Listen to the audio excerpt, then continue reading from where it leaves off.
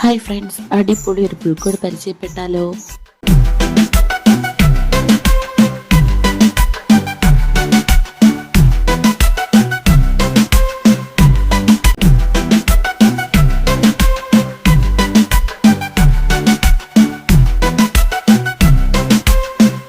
അപ്പോൾ ഈ പുൽക്കൂടിൻ്റെ correct location എന്ന് പറയുന്നത് ചെങ്കവിളയിൽ ഒറ്റപ്ലാവിലെയാണ്.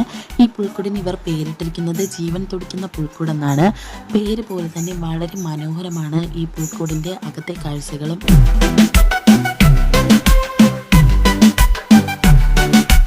ഈ പുൽക്കൂടിൻ്റെ പ്രവേശന ചാർജ് എന്ന് പറയുന്നത് 50 രൂപയാണ്. ജീവൻ തുടിക്കുന്ന പുൽക്കൂട് എന്ന പേര് പോലെ തന്നെ അതിമനോഹരമാണ് കേട്ടോ ഈ പുൽക്കൂടിൻ്റെ കാഴ്ചകളും.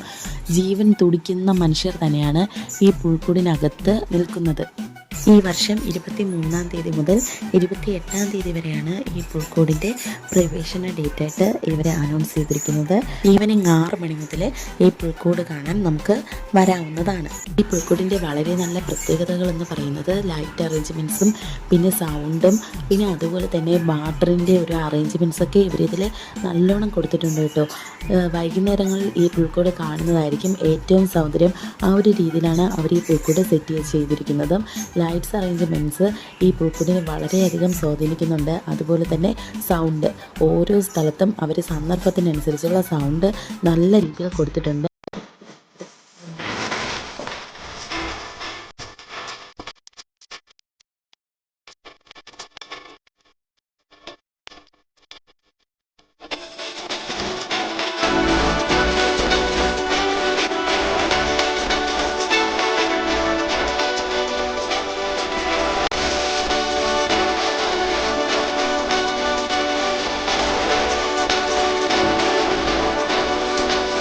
ജീവനുള്ള മനുഷ്യർ മാത്രമല്ല, ജീവനുള്ള ഈ മൃഗങ്ങളും ഈ പുൽക്കൂടിൻ്റെ അതിമനോഹരമായ ഒരു പ്രത്യേകത തന്നെയാണ്.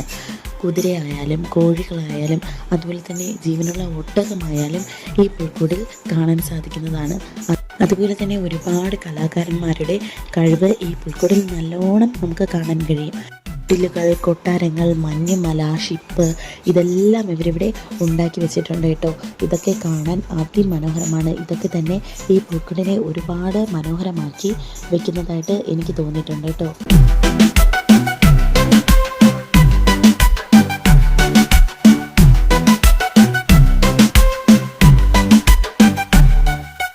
ഇവിടെ അവർ ഒരു അടിപൊളി വാട്ടറിൻ്റെ സെറ്റപ്പ് ചെയ്തിട്ടുണ്ട് കേട്ടോ. ഒറിജിനൽ പോലെ തോന്നുന്ന വിധം അതിമനോഹരമാക്കി അവർ ചെയ്തിട്ടുണ്ട്. അടുത്ത് കയറാൻ പോകുന്നത് ഒരു പ്രേതത്തിൻ്റെ ഒരു കൂടാരമാണ്. ഇവിടെ നമ്മളെ പേടിപ്പിക്കുന്ന രീതിയിലുള്ള നല്ലൊരു സെറ്റപ്പ് അവർ ചെയ്തിട്ടുണ്ട് കേട്ടോ.